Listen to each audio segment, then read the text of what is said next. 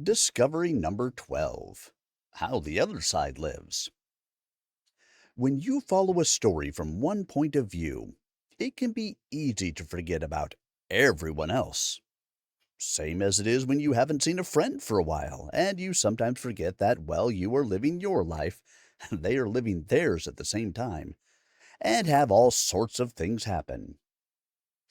And thus, so it was that while Zoot and Breckan were stuck in the strange facility, Julie was still living her life outside of it. And, ironically, while Brecken's mother felt she was being severely underestimated in her capacities by the government, she was at the same time severely underestimating Julie's capabilities. For when she spun the lie of Brecken's family's sudden move out of town, Julie knew instantly that something was wrong. "He left without saying good-bye?" she asked her mother. "Well, they were in a hurry, sweetie. I'm sure he wanted to." Julie scowled. "Oh, I'm so sorry, dear. I know how much you cared for him. But you'll make more friends, I'm sure. Connor and Moxie are nice, and they're still here, aren't they?" "I invited them once when I was 12, Mom. I never even speak to them anymore. And I don't want to be friends with them. I want to find out what happened to Breckan." "He moved," she insisted. "I can see why you feel this way now, but I'm sure you'll feel different about it soon, when you realize Breckan won't come back." "And why can't I call him? Or have him call me? I'm sure we could keep in touch over the phone." "They haven't sorted their SIM cards and phone lines yet, sweetie, but I'm sure he'll call you when they do." Julie sniffed. She didn't want to argue any more, though she knew she was right and her mother was wrong. Breckan had the biggest conscience of anyone she'd ever met. Whenever she'd wanted to put on a disguise and sneak around, he'd be the one to ask, "Are you sure this is all right, Julie?" And she'd be the one to say, "Of course it's all right. There's no law against dressing up and walking around, is there?" And he'd say, "I guess, but make it quick." And she'd say, "Of course, I'll be quick." And they'd spend hours roaming around. He'd never be able to just up and leave. He'd feel too guilty about it.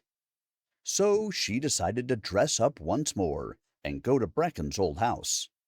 She put on one of her father's suits and a big hat to hide her hair, and a little fake mustache. That would do. A middle-aged black couple opened the door. "Excuse me, but I heard you're new in the area. I'm Jimmy Realtor from Realtor Housing, and I wanted to see whether you'd be interested in buying some insurance." The couple smiled. "You must be Julie, right?" said the lady. "Brecken's friend? We heard the family who lived here before had a son, and a dear family friend." "It must be tough for you to have them move away so suddenly," said the man. "But I assure you, we'll take good care of the house, and we won't be needing any more insurance." "I do not know any Julie," said Julie firmly, "but this family that moved sounds quite interesting. Do you happen to know where they went?" "I'm afraid not," said the man. "We had some contact with the realtor, but not the family directly. And the realtor is not allowed to give away such details. Privacy and all." "Oh, I know all about privacy," said Julie. "You don't have to tell me about that." "It's a shame," said the lady. "Now we have all these comics piling up and nowhere to forward them to." They didn't even forward Brecken's comics? Something was seriously wrong. Julie was even more sure of it now. "Do you want to come in?" said the lady. "We could have some tea and biscuits, and you could tell us about the neighborhood. We've got a son as well, though he's a few years younger than you. but maybe you could still play together." No, I'm no time, I'm afraid, said Julie, swallowing. But I appreciate the offer. Busy work day ahead. And with that, Julie was off again.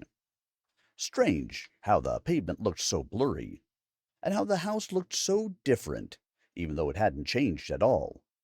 Julie needed a plan, and fast. She sat down on a park bench, ripped off her mustache quickly like a band-aid, and placed a hat down next to her. And then she thought, Breckan, where did you go? She felt angry, for even though in her heart she knew something was deeply wrong, it still hurt that he left her. How could she make a plan when her schemer in arms was away? She thought about Breckan and all the things she knew about him. His favorite food, his favorite shirt, the way he laughed, even the way he cried.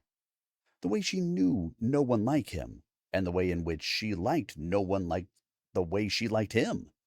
No, not that way. At least, she thought. Ugh, no use in thinking about it now. She needed to find him and fast before something bad happened, if it hadn't already happened. But nothing she knew about Breckan held a clue as to where he could have gone. So then she thought about his parents. What did she know about them? She knew they were quite well off. She knew they watched soaps. She didn't know a whole lot about them, now that she came to think about it. They were away at work so often, and when they came back, they were often rather distant. And they smelled. Not in a gross kind of way, just a very distinct kind of way. They smelled like salt. They smelled like the sea. It wasn't much, but at least she had a way to go forward now. She put her hat and mustache back on and set off towards the beach. "Hey, kind sir," she spoke to the first fisherman she saw. "Does something at this beach smell fishy to you?" Eh, oh, it's you, Julie. Hardly recognized you, with all that on your face." "I don't know any Julie," said Julie. "But pray tell me, good man, have you seen anything suspicious around these parts?" Well, I must admit the fish have been getting scarcer. I think someone might be fishing in the same pool without a license, if you know what I mean. That or something has scared the little buggers off. "And what could that be?" Hi, who knows?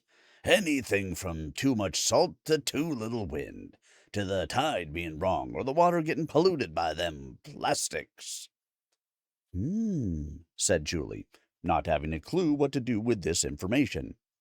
"Well, I bid thee good luck, and will be on my way. I've got bigger fish to fry." And with that she left the fisherman to be, who shook his head in bemusement. He felt he would never fully understand the youth of today. After that, Julie kept coming to the beach in disguise whenever she could, and asked around. None of the fishermen ever had any good info, but she kept coming anyway. She couldn't just give up. Not on Breckan. So after a week or so, when she herself didn't even know what to ask them anymore, she investigated the area around the beach and the port, venturing a little further each time. Her legs got quite sore of all the walking, but she took the pain in stride. She had to be on to something, she was sure. And then she got lucky. One day, after walking about 2 hours away from the busy part of the beach, the furthest she'd gone yet, into an area where hardly anyone ever roamed, she happened upon an industrial terrain. At first glance, it looked abandoned, an old relic from another era long forgotten by anyone but the oldest in the town. But then she noticed something. A small flicker of light from behind one of the upstairs windows. And she smiled. She knew she was right. This had to be it. Because if it wasn't, she was out of options. And that was not a notion she was going to entertain. She knew she had to be careful now. The wrong move and everything could be lost. She knew she needed proof that something was going on in here. More proof than just a flicker of light that could be a trick of the eye. So she waited, despite her impatience. She knew she could not just barge in here and pretend to be a salesman. This wasn't dressing up for fun anymore. It was for something bigger than herself. For almost another week, she went there every day, her mom's old camera in hand in case there was anything worth taking a picture of, which there never was. Julie was almost starting to doubt herself, but then something happened that relit her determination. One day, as she was walking towards the beach, she happened upon the man who lived inside Brecken's old house. He looked as though he was searching for something, and peeked behind every dumpster and tree. "Hey," said Julie, "are you looking for something?" My son, said the man, panting. I let him go to the general store alone, and now I can't find him no more. "What does he look like?" she asked. About yay high, he said, and raised his palm a ways up above the ground. Quite skinny. Shy unless you talk to him about something he likes. If he goes off on a tangent about some animal or another, you'll know it's him. "I'll look for him," said Julie, as an uneasy pit was forming in her stomach. First Brecken, now him? Could the two be connected? Whatever the case, she had to keep looking. For the boys, the parents, and for herself. Thank you, said the man. With a nod, Julie was off towards the beach again.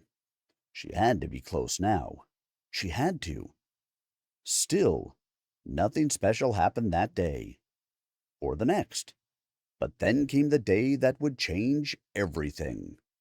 The day Breckan and Zoot, unaware of the ally hiding in the shadows a few dozen yards away, instigated their plan.